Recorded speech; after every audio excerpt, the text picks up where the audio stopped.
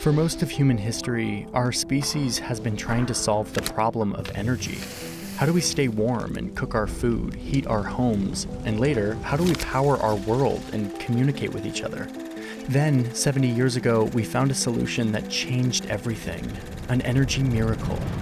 A giant of limitless power at man's command. We found out how to throw a tiny neutron so hard at a special kind of atom that it would split apart, releasing a huge amount of energy in a chain reaction. First, we mostly used this chain reaction as a weapon. The shadow of the atom bomb has been across all our lives. But then, after the war, we started using it for more peaceful things, to solve our age-old energy problem. We learned to control the chain reaction, creating heat to boil water and spin a turbine, and we had electricity. A lot of electricity, all from this tiny amount of fuel. This was the utopian promise of nuclear power, clean energy for all, using the simple power of an atom. Within the atom's heart is not one, but many giants, seeking to provide vast quantities of energy to run the world's machines. And for a while, we loved it. The US started building nuclear power plants all over the country. Power plants started popping up across Japan and Europe. Soon, France will be getting nearly 3/4 of their power from nuclear energy. All this in a time of oil crisis, when fossil fuels are expensive and getting scarce. The power of the atom was bringing peace and prosperity, abundance. But then, nuclear turned from darling to outcast. There has been a nuclear accident in the Soviet Union. A state of emergency in 2 of the country's nuclear reactors. The worst nuclear reactor accident to date. Today, nuclear power is in decline. And I've been trying to understand why. Why, in an era of climate crisis caused by fossil fuels, are we winding down this effective, carbon-free energy source? What happened to the promise of nuclear energy? Inevitably, I ended up in a conversation with my friend Cleo, who makes a show called Huge If True. She's someone who's reported on this a bunch before and was the perfect person to talk to help me sort this out. Why is nuclear energy not like the saving grace of our civilization? We sort of gave up. And I don't understand why, and I want to understand why. This is a great story, yes. I've looked into this in some ways for various videos, but I've never gone straight at it. I've never done the what the heck happened with nuclear video. I feel like I will have a clearer version of this story if we can do it sort of tag team. Are we gonna do the cynic optimist thing? Maybe, yes. Here's the plan. I'm going to go down the rabbit hole on why people are afraid of nuclear energy. What is the actual deal here? What are the events and the things that freak us all out? And I'm gonna figure out, okay, so what do we do about that? How do we use nuclear in the future? And we can compare notes to look at is there a future for this technology, and should we actually be as afraid as we are? Awesome. All right. Let's do it. Okay. Focus. Oh, all right. Boy, I know so much more about nuclear energy than I did a few weeks ago, and I'm very excited to share it with you. And Cleo is actually on her way right now. She's about to show up to the studio, and we're going to do a little show and tell explainer, and it's going to be very exciting. But first, I need to thank the sponsor of today's video, which is Grammarly. Grammarly is something I've been using for ages. It's like a tool that helps my spelling and grammar be better when I'm writing emails and stuff. But they just came out with something new. It's called Grammarly Go, and it leverages the power of generative AI, the thing we've all been hearing about, to make your writing better on whatever platform you're writing on. You can tell Grammarly Go that you want to make your writing more exciting, more professional, shorter. And it integrates with all the platforms that all of us rely on, from Google Docs to Gmail to LinkedIn to whatever. Wherever you are on your internet browser, Grammarly Go is there to make your writing faster and better. A really common prompt for me lately is video titles. I will ask what are 10 video titles for my video about X, Y, and Z? And I get really solid responses. We all know that generative AI is magic, and with Grammarly Go, that magic can be applied to your writing. The other really cool thing is that it rewrites things. If you write something and you're I want this to sound more professional, or I want this to sound more formal, you literally just highlight it and click a button and it will spice up your writing however, in whatever direction you need it to. Grammarly Go is a very cool application of AI that is from a company that I've already been using for years and already know is very legit, which is Grammarly. So I'm super into it. You'll be amazed at what you can do with this thing. So there's a link in my description. It's grammarly.com/Johnny Harris. Clicking that link helps support this channel, but it also gets you 20% off Grammarly Premium. What this is Grammarly, the main product, which is the thing that underlines when you misspell a word or when your grammar could be better, plus Grammarly Go, which is this new version of Grammarly that uses the power of generative AI. 20% off, it's very affordable, and it really can change your world. So thank you, Grammarly, for sponsoring today's video. I think Cleo's gonna be here very soon. I can't wait to show you what we learned about nuclear energy. Let's go.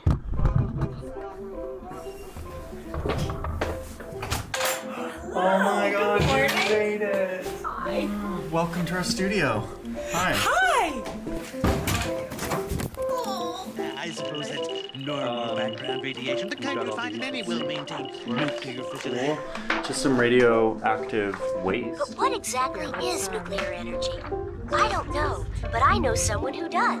Okay, let's do this. We went deep in this on very different sort of aspects of nuclear energy, but we agreed upon 3 major buckets that are the reasons we believe that nuclear has not sort of become the promise of the future. Let's call them nuclear's 3 big problems, and they are accidents, waste, and cost. You understand these 3, and you really understand nuclear's big issue or nuclear's big solutions. I want to start with accidents, because accidents really are, I think, the biggest, most powerful thing in our popular imagination of why nuclear is scary. Totally. When you think of nuclear power plants, at least for me, I thought of like Chernobyl. Chernobyl is this really scary event that happened in Ukraine in the late 80s when a nuclear reactor melted down and then exploded and spewed radioactive material invisibly into the sky. Hundreds of thousands of people had to evacuate, and it turned the entire area into this like toxic wasteland, and it just has this very sort of scary apocalyptic energy to it. I mean, it's the reason why it's like the subject of this really popular HBO show. Chernobyl led to the death of hundreds of people. I think a lot of people think it's like tens of thousands of people. It was really hundreds of people. From radiation. Radiation, exactly. And then a lot of people were displaced. They had to leave, and that causes a huge disruption and is a major human cost. The numbers aren't massive here compared to other disasters that occur, but it's the spectacle of it.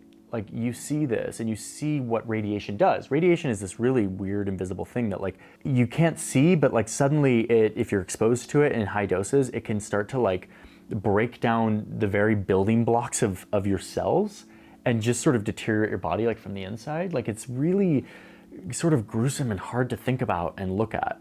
And I think that leaves an impression on people. This isn't the only event that has happened. Here in the United States, we had a nuclear accident at 3 Mile Island. 147,000 people had to temporarily evacuate. It led to no deaths, but I think that's surprising for a lot of people. I think it is too, again, because of the spectacle. More recently, there was a nuclear disaster, the 3rd sort of big one in Japan. After an earthquake off the coast of Japan, it created this like massive tsunami that washed up onto Fukushima, and there was a nuclear plant there that got completely overrun and broken down and had another meltdown. Okay, but it's not just accidents. Think about having this invisible, scary thing called radiation. And if you are someone who wants to do harm and you get your hands on this stuff, you can turn it into a weapon. And you're not even talking about controlling nuclear proliferation by focusing on where people get uranium and enrichment and all of that. You're focusing on once nuclear power plants are built, there's a security risk. Absolutely. And you see this in like polls and stuff. You have this public opinion poll here in the United States that asks Americans if they think we should use nuclear at all. Not like, should it be the #1 source or should we invest in it? It's, should we even use it as one of our sources? And look, almost 50% of people don't think we should even have it at all. Like, we should do away with nuclear power. It's perfectly split. Yeah, it's a 50-50. The percentage of people who say that nuclear power is safe is going down every year and is at 47%. What happened in 2011? That's Fukushima. And it did in me too. Like, I feel this. I feel this association with nuclear power because of these events. This is Japan, and nuclear is in yellow. Right after Fukushima, you see that nuclear power in Japan just gets kind of squashed. Yeah. So I think for me, the reason why accidents is like the top of this list is because accidents have this big psychological effect on people. I think we need to separate out, though, risk of accidents, which are terrifying, from safety of an energy source. Because those are actually two different things. What we really want to know isn't how many accidents happen, it's deaths per unit of electricity production. So like every electricity source is risky in its own way, and you can measure how many people die based on how much energy you make. Yes, this is the data for solar, nuclear, wind, and hydropower. Okay. So what you can see is that they don't have that many deaths per unit of electricity production. What this is saying is that these are all really, really safe energy sources. And nuclear is between solar and wind. Like, this is really important. Oh wait, I didn't even see that nuclear was down there. Yeah. This whoa. includes all deaths from accidents. And nuclear is between our two most exciting renewable energy sources in terms of safety. All of these are And yet safe. when we think of nuclear, we Now. think of danger. Yes. If you think about our energy mix, how much power we get from different sources of energy, Holy shit. that is fossil fuels. Here's the data that really drove this home for me. So our Walden data, that's the source of the chart that I just showed, did a calculation to really show people how this affects actual humans. So what they did is they set up a town called Euroville. This is a hypothetical town of 150,000 people. Nice. And Euroville uses 1 terawatt hour of electricity per year. If you powered Euroville for 1 year with just coal, this is the number of citizens of Euroville that would die. If you chose oil, if you powered Euroville for 1 year with just oil, this many people would die. Coal is actually 25, oil is 18. Okay. This is just 1 year of powering a town of 150,000 people. Those are real humans with families and lives and jobs. If you chose gas, 3 people. If you chose hydropower, 1 person. If you chose wind, nuclear, or solar, it would take 25 years for 1 person to die. 25 years. I think it is totally understandable to focus on how scary accidents are. I don't mean to say, like, look at this data, like we're so irrational. Yeah. But I do think that if we really cared about human lives, we would be paying a lot more attention to how many people fossil fuels kill, and we would be trying really, really hard to replace fossil fuels with wind, nuclear, solar, or hydropower as fast as humanly possible. And this is before we get to climate change. Yeah. This is just production of these energy sources. Yeah. It's not the carbon ramifications. That's another reason, but it's separate from this. I think it's that the accidents are just inherently scary in the same way that like a plane crash is scary. It's a spectacle. Yeah. Coal and oil is like car crashes. It happens way more, but we don't really pay attention. Just genuinely surprised. I would have guessed nuclear was higher up. I really would have. After the question of actual deaths from nuclear power and other energy sources, there's also this question of a fear of radiation. You see it in the headlines all the time about living next to a nuclear plant or working in a nuclear plant or whatever. Yep. And again, the thing here is about our human brains assessing risk. So these are a bunch of sources of radiation, and this is a spectrum that's going to help us compare them. So what do you get from a typical chest CT scan compared to taking a flight from New York to Tokyo? Yeah. Give me one clue at So least. this one can cause radiation sickness. Radiation sickness is if you're up at 1,000. Yeah. Okay, that's scary. Guess where the other things Okay, go. I'm gonna start with flight versus X-ray, like Yes. chest X-ray. Like I get a chest X-ray, I go on a flight from New York to Tokyo. I'm assuming that a flight isn't crazy, so like maybe 1? And then the chest X-ray is probably like 10. Man, I'm probably so off. Just keep going. Keep going. All right, so I'm gonna go here, I'm gonna go here.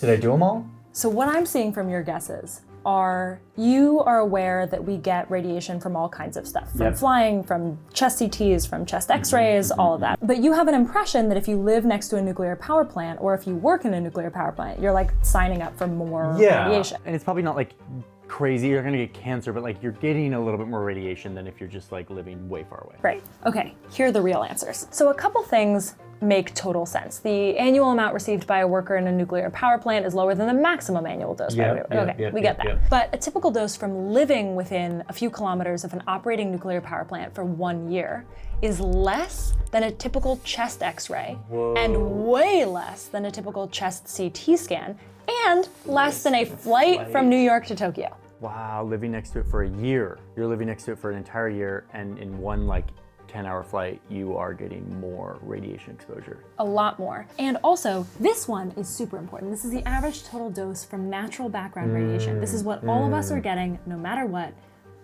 from living on Earth in our particular solar system. That is significantly more than living next to a nuclear power plant, working within a nuclear power plant. The major lesson from all of this is most of the radiation exposure that you'll get in your life will be from plane trips and x-rays and natural background radiation, even if you lived right next to a nuclear power plant, even if you worked in a nuclear power plant. Wow, okay. Radiation is probably another one of these sort of invisible, scary things that we maybe over-index on our hesitation about because we don't understand it. And that's how I feel. Radiation to me is invisible, it is scary, what it does to us is scary, and so I sort of associate proximity to things that create radiation, i.e. nuclear power plant, as oh, well, that's the source of it. If I'm close to it, I'm probably getting it because I can't really see it. Again, none of what I'm saying is meant to imply that accidents aren't disastrous and terrifying, or that radiation in doses that are on the upper end of the spectrum is also disastrous and terrifying. I just made a video about cancer. It scared the heck out of me. Yeah. But that doesn't mean that we shouldn't also put it into context. We should put all of that data into context in comparing deaths to deaths from fossil fuels, in comparing radiation to ways that we receive radiation in other ways. Yep. This is just about putting that risk in context. Into perspective. Okay. Okay. Wow. That definitely complicates the nuclear is scary because of accidents kind of narrative that I think is very much alive in the popular perception of this energy source. The thing that keeps blowing my mind is the fossil fuel number. That is just still very much in my mind right now. It's wild. Okay, can we move on? Yes. Okay. Wow, accidents. These other two are, I think, less huge, but still important. One thing that we hear a lot about is waste. I saw a tweet recently from Greenpeace that was nuclear energy isn't viable for the future. The waste problem is still a thing, and that sort of sent me down this rabbit hole. The first thing I think of is Homer Simpson and green goop, nuclear waste that never, it's in a barrel somewhere and it can sneak out and destroy everyone. My eyes, the goggles do nothing. I know that is a caricatured version of it, but there is a reality that when we do fission, when we break apart atoms to make energy, there is a byproduct of that. In fact, I have a chart here. Actually, most of nuclear waste is not some scary material, but the thing that scares people is actually this little 3%. It's the vast minority of what nuclear waste comes out of this process, and it is the spent fuel. This is scary because this is stuff that comes out and gets put into big barrels, okay? And it gets stored on site, at the nuclear power plant. Every year we make relatively not a ton of this stuff. It's about the size of half of an Olympic swimming pool. Okay, so it's not a ton relative to how much energy we get out of it, but the thing that's scary is that this stuff doesn't go away. There's this really clunky chart that you don't really need to look at all the lines on. What you need to look at is that x-axis down here. You look down here and you just see really, really big numbers. This is how long this waste stays radioactive. And yes, you're looking at a number that says 1 million over here. Human beings have existed in this form for 200,000 years. And we're talking about creating a dangerous material that lives on potentially for hundreds of thousands of years, if not a million years before it becomes benign again. That is a problem. And this isn't just in one facility. This isn't all centralized in one place. If you look at this map of the US, this is where all of these sites are. There are a lot of them. So there's a lot of points of failure. As time goes on, you can see how this could just build up and become a massive management task. I have this very instinctive fear of this stuff. Yeah. I think one of the things that helps is just to look at what it is. In my imagination, nuclear waste is green goop. Nuclear waste is actually a solid pellet. So we are trying to dispose of a solid material that is extremely radioactive. At most nuclear power plants, we have these, they're called dry casks. So basically, those fuel pellets that look like this go into a column inside a metal rod that's just about 1/2 inch across. And then all of those rods together are bundled into a fuel assembly. Then those are put inside of one of those big casks that you showed. And then they're covered in concrete. There's an outer shell, there's a sealed inner cylinder. These things are built to withstand tornadoes and direct attacks and floods and every possible natural disaster that you can imagine. And they're certified for about 40 years. Obviously, that is nothing in the timescale of radioactivity. People look at the difference between that timescale. They're like, oh my God, hundreds of thousands of years. That doesn't mean that there are lots of uncertified, unsafe dry casks all around the country. Like in the research that I was doing, I didn't find a single instance of a radiation leak from a dry cask. Or a single instance of an attack on a dry cask deliberately meant to do harm. That doesn't mean that there couldn't possibly be leaks, and it doesn't mean that there couldn't possibly be attacks. But just in terms of what we're really talking about here and risk assessment. I think for me, I'm like, cool, it's only this big now, but what's gonna happen next in the long run? Other countries are doing what's called deep geological storage. Oh, whoa. So what you, in theory, want to do is assemble those fuel pellets into those fuel rods, into those canisters, and the canisters are slightly different, but then you bury them deep, deep, deep underground. There are some countries that have already built systems like this. Finland is one. There are lots of countries that are investigating them. This is a technology that is totally difficult and impressive that we can do, but it's being tried, it's being done. This is feasible. And in fact, if you go back to the chart that you were using, you might have heard of Yucca Mountain, which was the United States' effort to do deep geological repository. Yucca Mountain failed for lots and lots of reasons, some local politics. But again, this is a primarily political problem, not a technological one. Yeah, I think that, like, I definitely feel this sense, and I think this is probably a pretty popular reaction to this, which is like, we have this like hot potato and we like need to get rid of it, so we put it in these casks that are only good for 40 years, and then it's like, that's gonna run out, so let's just like bury it in a giant hole and like make it go away, but it's still gonna be there. I think I kind of share the reticence of having an energy source that just continually produces this as a byproduct. Even if we do have these technologies, can you find a way to have it not have a byproduct, please? Actually, not quite, but. So think about this. This waste, the reason why the waste that we just talked about is scary is that it's radioactive, which means that there's energy in this solid. Yep. That's also a really exciting prospect because there are ways that we can use that energy. And not only does that give us an energy source, it also allows us to shorten the radioactive lifespan of nuclear waste. Of the waste. Down from potentially thousands of years to, if you do this enough, hundreds of years. So you can use nuclear waste as fuel for more energy. You can recycle nuclear waste. You can recycle nuclear waste. Yes. I dived all the way into this in a video that I'm now going to promise is going to be on my channel by the time we air this one. So it's live right now on your channel. Yes. You better be, because I just told I'm the people, promising that it is go to right Cleo's now. channel and watch Yes. her deep dive on nuclear recycling that I need to watch. So here's the visual to just keep in mind. This is the way that the United States does this right now. Okay, they mine it, it goes into uranium, they put it into a reactor, and then it creates scary waste, and then they have to put it somewhere. Okay. Exactly. It's a straight line. We don't reuse our nuclear waste, but there are systems that are closed fuel cycles. So we have an open fuel cycle, it's one line, but there are closed fuel cycles where various different kinds of reactors can actually recycle nuclear waste so that you're getting more energy out of the nuclear fuel itself and also cutting down on the radioactivity. God, that seems like a game changer. And just for all the people out there right now who are saying that seems totally infeasible, Japan already does it. Whoa. This is a much too complicated visualization of Japan's nuclear fuel cycle, but they've been recycling nuclear fuel for years. Wow.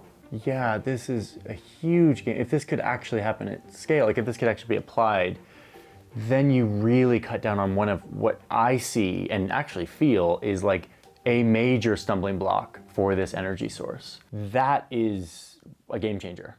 Huge if true. Huge if true. had to. Nice.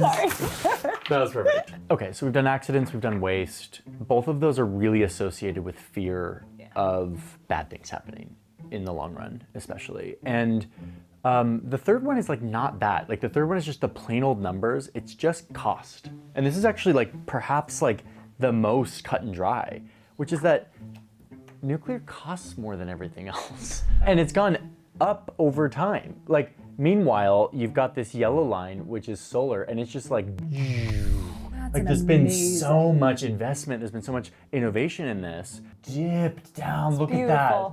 That's like, we've gotten so good at making solar cheap, and it's obviously been invested in by the government, but like nuclear is expensive, and that's a problem. Is this worth it? Is the conversation that we should all be having. Yeah. And not from a place of fear, but from a place of evaluating what the best bang for our buck is to stop using fossil fuels and use clean energy sources. Yeah. And if that's not nuclear, and if we have better solutions in renewables, awesome. Yeah. Like that's great. Totally. But it has to be based on what's best for us, not based on calling out one specific energy source and creating an environment of fear around it without context. Absolutely. The question, like you mentioned, is always how much do we actually invest in creating these energy sources, in causing this innovation, in causing this price decline. This chart shows government subsidies for various kinds of energy. You've got fossil fuels in blue, you got renewable energy in yellow, you got nuclear energy very small in green. And you can see obviously that we're investing more and more in renewables, which is awesome. The question that we have to ask about this chart is, how does it compare to the amount of energy that we get from each of these sources? Because if this perfectly lines up, then it's just dollar for dollar investing The answer is, when you compare how much we're investing in each kind of energy versus the amount of energy that that source actually gives us right now, what you see is that nuclear is a little bit less than renewables these days in terms of our full energy mix, but it's getting invested in way less. Yeah. Which, why is that? Is it because of the fear? Like, it's probably because of these like big concerns that we've talked about. I think we're now in a situation where we're operating a lot of old nuclear power plants that are no longer competitive with the new sources of energy that we've been investing in. And those new sources of energy are fucking amazing. Like, that's great. But we did strangle a potential clean energy source in a lot of ways. Yeah. And so I'm not totally sure, to be honest, whether the fact that nuclear isn't competitive is because of a loss of innovation and investment that could have happened years ago, or because it was never going to be renewables. And kind of at this point, it doesn't matter. We are where we are. Yeah. I think that at the very least, I would hope that we're evaluating this based on the technology's ability to help us, as opposed to based on a lot of fear-mongering over decades. Yeah, and I think what I found is that the fear and the concerns are really kind of sticky. You can't make an HBO miniseries about like an accident at a solar farm. I think after talking to you about this, I feel like there's a lot more to the story that, if invested in, if looked into, has a lot of potential. And that potential maybe hasn't been able to be fully realized. I don't know if this wins out in the long run, but I think it needs a fairer shot than it's been given. I think that's my takeaway too. Cool. For me, I'm gonna watch this really closely in coming years to see if like this turns around and like we actually do check our fears and realize that there is promise in this energy, and we really kind of don't have another choice. We have to figure it out. And because we're so wrapped up in our fears about nuclear power, we didn't even talk about innovation in nuclear energy, new kinds of nuclear reactors, new kinds of fuels that we might use. There's an enormous part of this conversation that's like, we can talk about nuclear as it exists today, we can also talk about the future. And that's something that I'm really excited to do. I think you can only do that, frankly, after you begin to unpack this part. And so what I loved about this is like, it felt like you were bringing the concerns that very reasonable people have about nuclear energy, but then we were able to talk about the context around each of those. Because the ultimate question when we talk about energy sources is always compared to what? Yeah. Deaths from nuclear accidents, in my opinion, should always be compared to deaths from other energy sources. Yeah. Radiation should always be compared to radiation from other sources. Investment in X should always be compared to investment in Y. And so I think when we are talking about how we get energy in the future, I think this conversation has to be compared to what? What kind of future do we want to have, and how do we get there? Yeah. Hi, Homer, what gives? Mr. Burns is making me eat all these crumbs of toxic waste. Jeez, that's rough. There must be 200-300 gallons in here. Yeah, and even a teaspoon could cause a fatal tumor. Hey, you want to come bowling with us tonight? Okay. Okay, that's it.